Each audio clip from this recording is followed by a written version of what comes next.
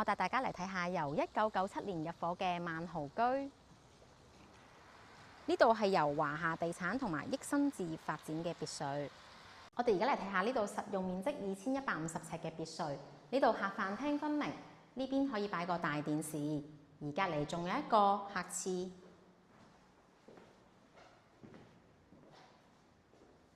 出邊仲有個小花園，都唔錯㗎。上到嚟呢邊係飯廳嘅位置，哇，好闊落喎！呢度可以擺張12人嘅飯台啊。如果你中意嘅話，呢度可以改咗做開放式嘅廚房。廚房係 U 型嘅設計，呢邊仲有個門可以出返頭先個花園。景觀方面，哇，望住自己個會所嘅泳池，非常舒服啊！呢度每半層半層咁上，其實都幾考腳力㗎。呢度係5房2套嘅間隔，我哋而家即刻去睇下。呢度係第一間房，隔離就有個洗手間。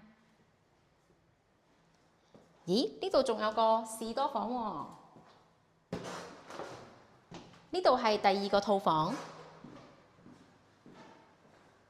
入邊仲有套廁。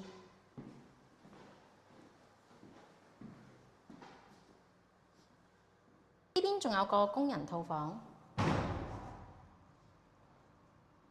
嚟睇下第3間套房，哇，好大喎！呢邊可以擺 Queen size 又得、King size 又得嘅雙人床，另外一邊可以擺大衣櫃，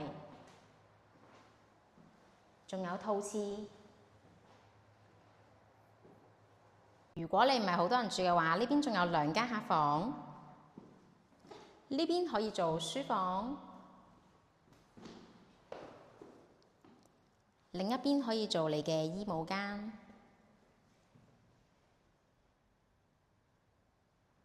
大部分嘅房間都係望返屋苑嘅會所泳池，非常清靜。直上天台嘅樓梯採用咗玻璃屋頂嘅設計，非常通透。想睇呢個單位嘅話，隨時打俾我 Shelly 小雪梨。拜拜。